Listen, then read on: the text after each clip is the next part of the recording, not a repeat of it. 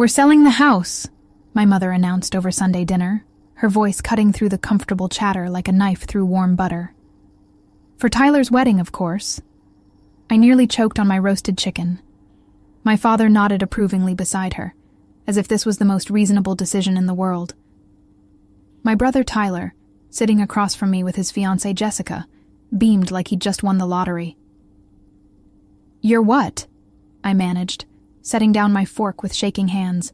"The Morrison family estate," my mother continued, dabbing her lips with her napkin. "Tyler and Jessica deserve a fairy tale wedding, and we want to give them the best start possible. The house should cover the cost beautifully." My name is Rooney Thompson. I'm 35 years old, and I work as a senior marketing coordinator for Brightvale Mining in Birmingham, Alabama. I've spent my entire adult life building a stable career while watching my parents bend over backward for my younger brother.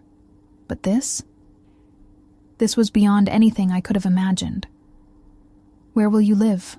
I asked, though I had a sinking feeling I already knew the answer. My father cleared his throat. "Well, we figured we could stay with you temporarily, just until we find something suitable." "Temporarily," I repeated, the word tasting bitter in my mouth.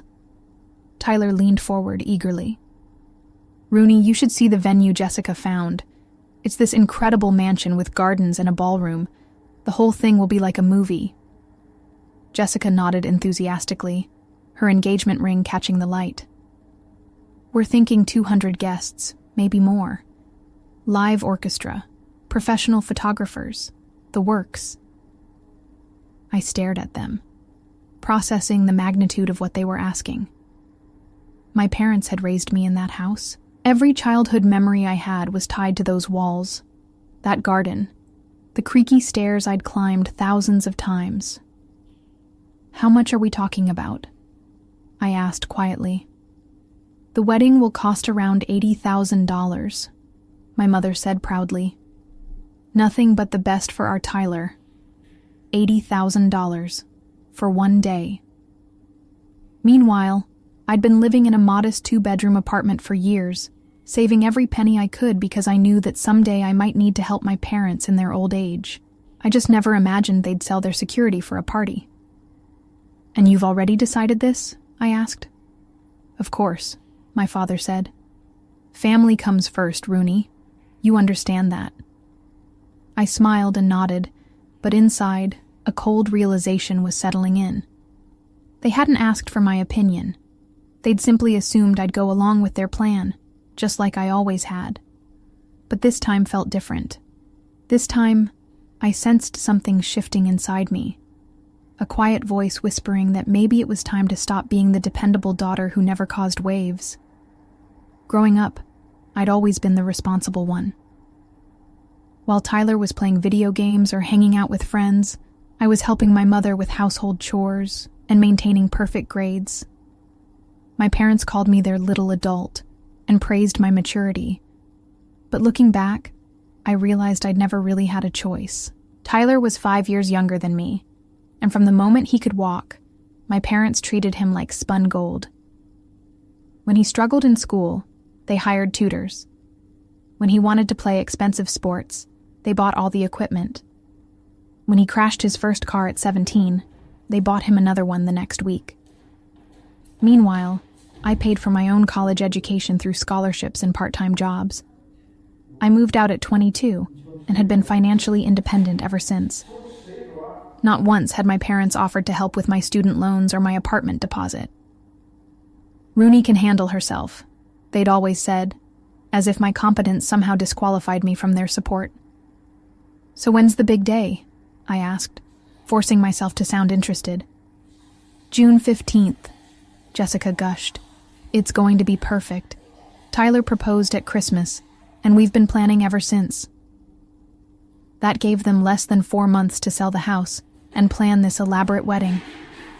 The timeline seemed impossible, but I'd learned not to underestimate my parents' ability to move mountains for Tyler.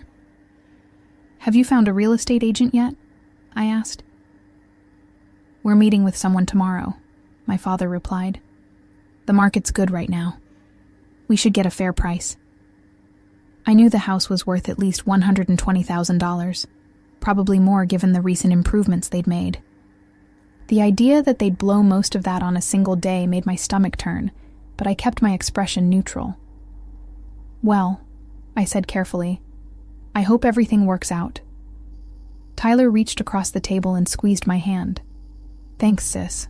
I know this is a big change, but you'll love having Mom and Dad around more." I squeezed back, even as warning bells rang in my head. Having my parents around more was exactly what I'd been trying to avoid for the past 13 years. I loved them, but I also knew their expectations. They'd expect me to cook for them, clean up after them, and restructure my entire life around their needs. "Of course," I said, my smile feeling more forced by the minute. "We'll make it work." As dinner wound down and we moved to the living room for coffee, I found myself really looking at the house for the first time in years. The family photos lining the mantelpiece, the worn spots on the hardwood floors where we'd played as children, the kitchen window where my mother had always stood washing dishes. Soon, all of this would belong to strangers. Something was definitely wrong with this picture, but I wasn't quite ready to name what it was. 2 weeks later, I was sitting in my office reviewing quarterly marketing reports when my phone buzzed with a text from my mother. "House showing went great. 3 offers already. Tyler's wedding is going to be amazing." I stared at the message, feeling that familiar knot forming in my stomach. The reality was setting in faster than I'd expected. I typed back a brief congratulations and tried to focus on my work, but my mind kept wandering. That evening, Tyler called me directly. "Rooney, you won't believe it. Mom and Dad got an offer for $130,000. They're accepting it." "That's wonderful," I said, though wonderful wasn't the word I'd have chosen. "The closing is in 3 weeks. Mom wants to know if they can start moving some stuff to your place this weekend." I paused, looking around my carefully organized apartment. My 2-bedroom space was comfortable for one person, but adding 2 more people would be like shoving 3 elephants into a phone booth. "This weekend?" I asked. "Just some clothes and personal items," Tyler assured me. "The buyers want to move in pretty quickly, so Mom and Dad need to be out by the 1st of next month." "Tyler, can I ask you something?" "Sure. Have you thought about what happens after the wedding? I mean, where Mom and Dad will live long term?" There was a pause. "I figured they'd stay with you until they found something." "Why? Is that a problem?" The casual way he said it, like my entire life was disposable, like my space and privacy meant nothing, hit me harder than I'd expected. "It's just that my apartment is pretty small," I said carefully. "Come on, Rooney. You've got 2 bedrooms. And it's only temporary." Only temporary. Those words echoed in my head long after we hung up. I'd heard them before. When Tyler had stayed with me for just a few weeks after college graduation, when my parents had needed help with their taxes and ended up camping in my living room for a month. Temporary in my family's vocabulary seemed to mean indefinite. I walked to my kitchen window and looked out at the city lights of Birmingham. I'd worked so hard to build this life, this sanctuary. Every piece of furniture, every carefully chosen decoration, every quiet evening I spent reading or watching movies. It was all about to be disrupted. But it was more than just the inconvenience. It was the assumption that I'd just go along with it, that my life was somehow less important than Tyler's dreams. They'd sell their house for his wedding and expect me to pick up the pieces afterward. That night, I lay in bed staring at the ceiling, and for the first time in my life, I felt something I'd never allowed myself to feel before. Anger. Real, deep, burning anger at the unfairness of it all. I'd been the good daughter for 35 years. Maybe it was time to try something different, but I wasn't ready to act on that anger just yet. Instead, I smiled and began to plan. The following Saturday morning, my doorbell rang at 8 a.m. sharp. I opened it to find my parents standing there with enough suitcases and boxes to outfit a small army. "Surprise!" my mother chirped, pushing past me with an armload of hanging clothes. We thought we'd get an early start. My father followed with a stack of boxes labeled kitchen essentials, bedroom items, and important papers. Behind them, Tyler was unloading even more boxes from his truck. "I thought you said just some clothes and personal items," I said, watching in horror as they began colonizing my living space. "Well, we got a little carried away," my mother admitted, hanging her clothes in my coat closet. "But this is so exciting. It'll be like old times." I highly doubted that. Old times hadn't involved sharing a bathroom with my parents or having my mother rearrange my kitchen because she didn't approve of my organizational system. Within 2 hours, my apartment was unrecognizable. My mother had taken over the kitchen, reorganizing my cabinets and declaring that my coffee maker was inadequate for 3 adults. My father had claimed my home office as his temporary command center, spreading his paperwork across my desk and connecting his ancient computer to my internet. "Where am I supposed to work?" I asked, staring at my displaced laptop. "You can use the kitchen table," my mother suggested cheerfully. "It'll be cozier." Cozier wasn't the word I'd use. By noon, I felt like a stranger in my own home. My parents had settled in with the confidence of people who'd never doubted their welcome. "Tyler's picking out his tuxedo this afternoon," my mother announced over lunch. "Jessica's dress cost $3,000. Can you imagine? But she looks like a princess in it." $3,000 for a dress she'd wear once. I calculated quickly. That was half of what I paid in rent for an entire year. "Speaking of money," my father said, "we might need to borrow a little from you to cover some of the wedding expenses, just until everything sells." I nearly choked on my sandwich. "Borrow money? I thought the house sale was covering everything." "It is, mostly," my mother said quickly. "But there are some extra costs we hadn't planned for. The flowers alone are running $1,500 more than we expected." "How much do you need?" I asked, though I was already dreading the answer. "Maybe 5,000, my father said, as if it were pocket change. "Tyler's bachelor party is going to be in Las Vegas, and we want to help with that too." $5,000 for a bachelor party. I felt the blood rushing to my face. "And of course, we'll pay you back as soon as the house closes," my mother added. "The house already sold," I pointed out. "You said you accepted an offer." My parents exchanged a look I couldn't quite read. "Well, there's been a small complication," my father admitted. "The buyers want to renegotiate the price, something about the inspection." "What kind of complication?" "They found some issues with the foundation and the roof. Nothing major, but they want us to lower the price by $20,000. $20,000. Suddenly the math wasn't working anymore. If they'd planned to spend $80,000 on the wedding, and the house sold for only $110,000 instead of $130,000, where would they live afterward? "Are you still planning to take the offer?" I asked. "We have to," my mother said. "Tyler's already put deposits down on everything. The wedding is in 3 months." I looked around my crowded apartment, understanding dawning on me like a cold sunrise. This wasn't temporary. They'd burned their bridges and expected me to be their safety net, not just for a few weeks, but indefinitely. The responsible daughter in me wanted to say yes, to write the check and solve their problems. But something else, something harder and angrier, was stirring inside me. The next few weeks blurred together in a haze of wedding planning chaos and increasingly crowded living conditions. My parents had officially moved in, claiming they needed to be out of the house for showings and inspections, but it was becoming clear that they had no concrete plans for moving out.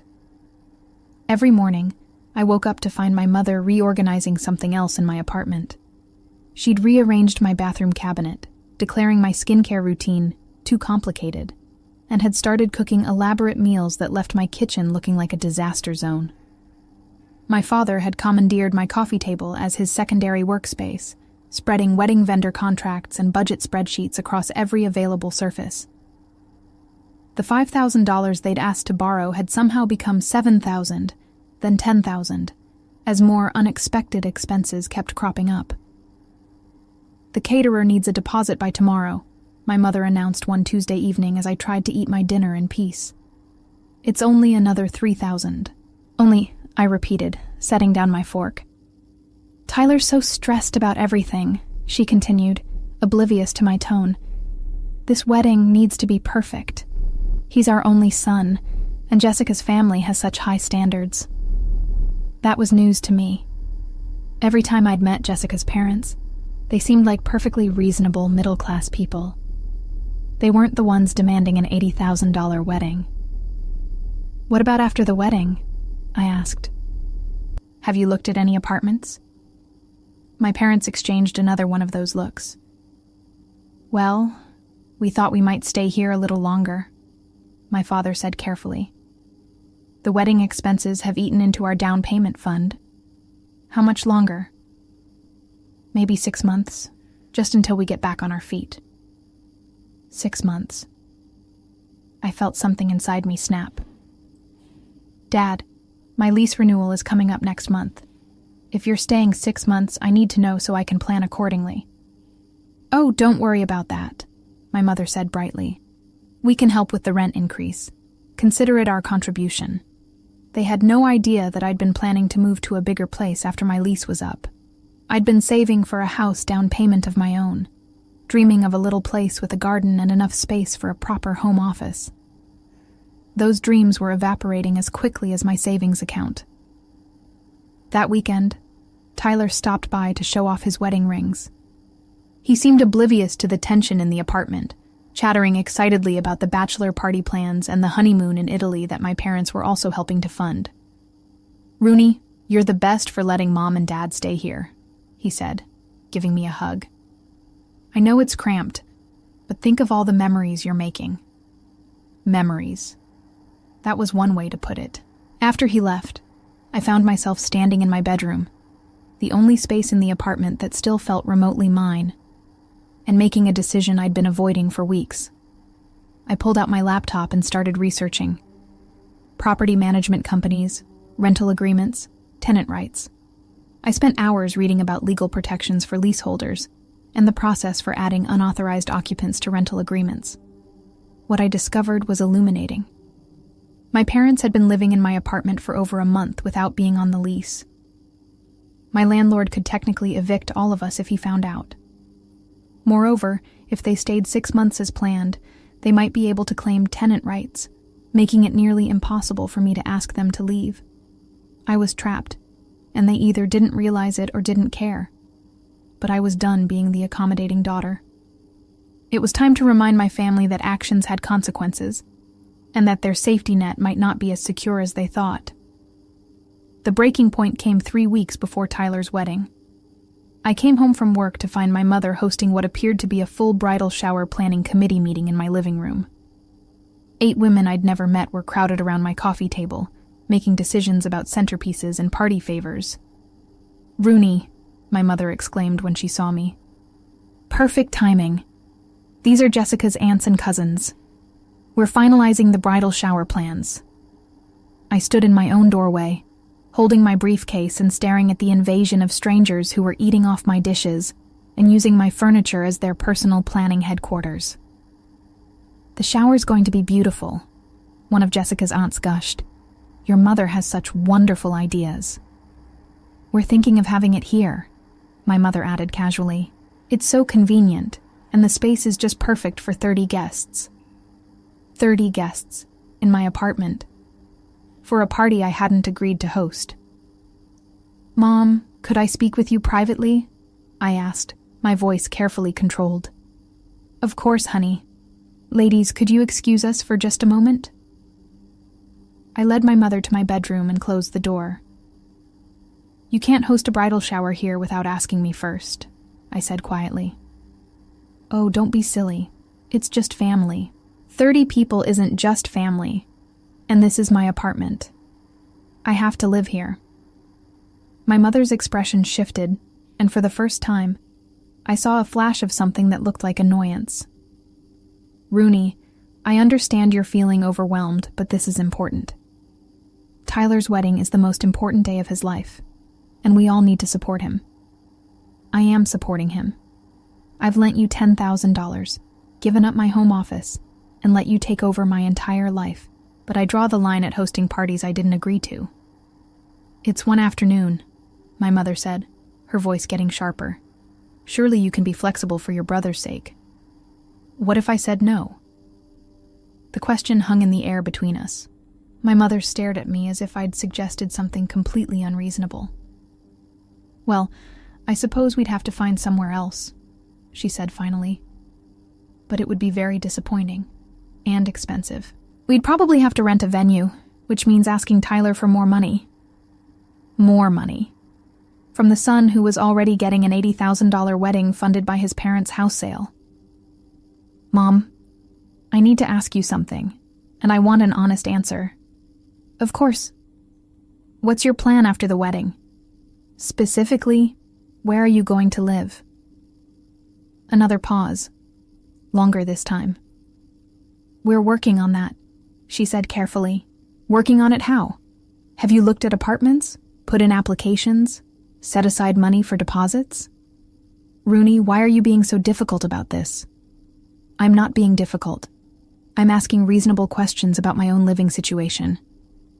My mother sat down on my bed, and for the first time since this whole ordeal began, she looked tired. The truth is, we spent more on the wedding than we planned, and with the house selling for less than we expected, we don't have enough left over for a proper place. How much do you have left? After all the wedding expenses, maybe $15,000. $15,000. In Birmingham, that might cover a security deposit and a few months' rent, but not much more.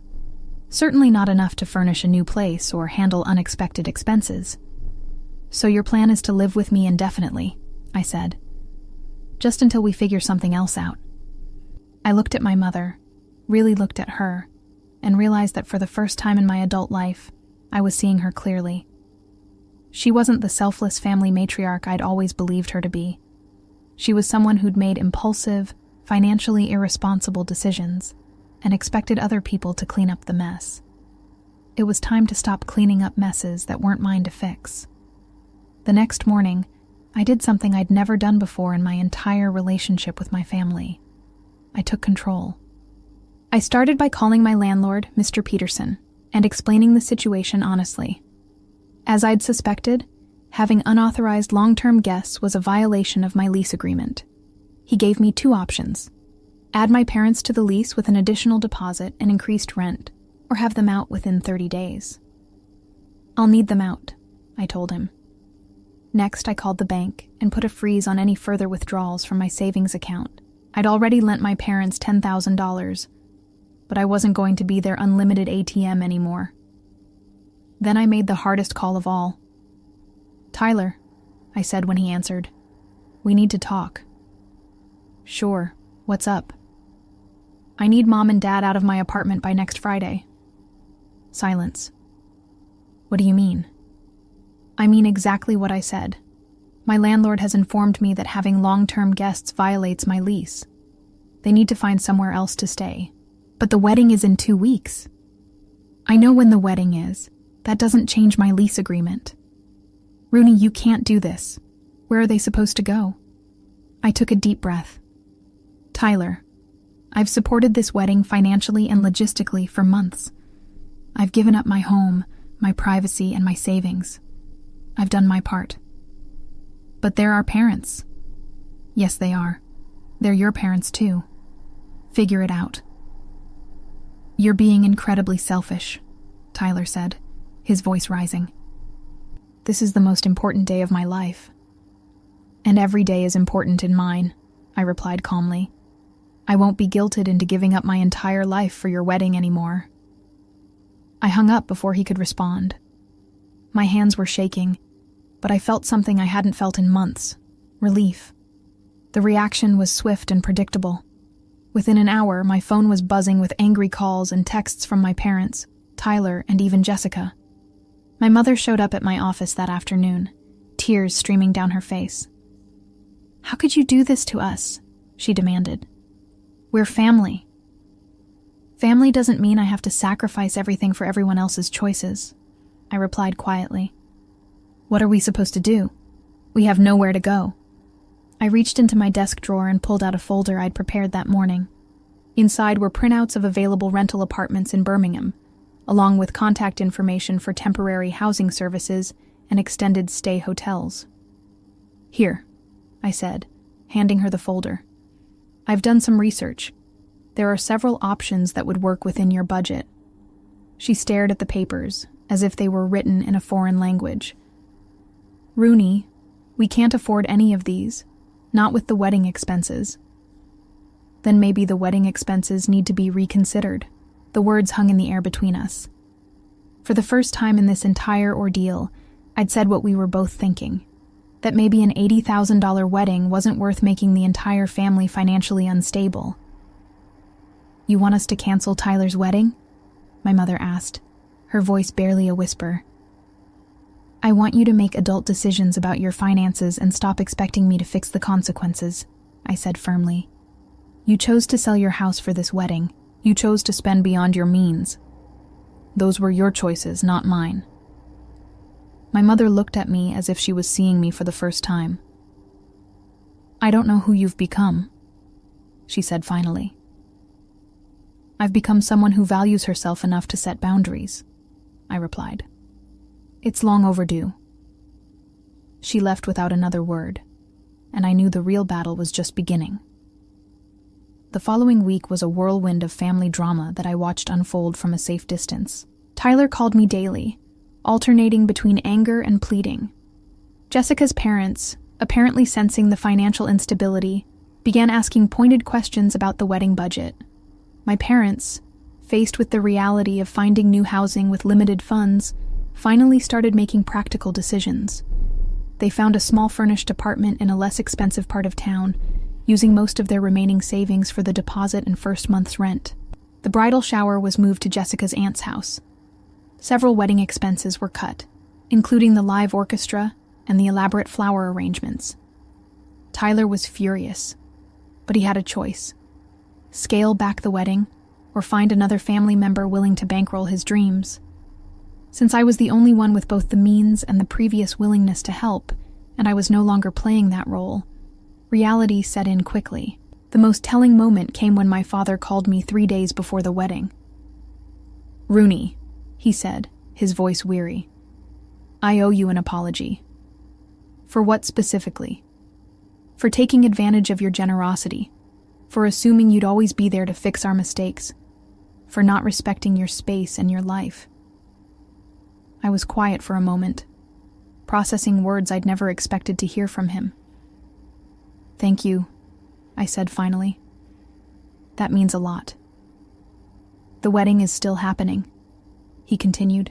"It'll be smaller, simpler, but it'll be nice. And we'll manage on our own afterward."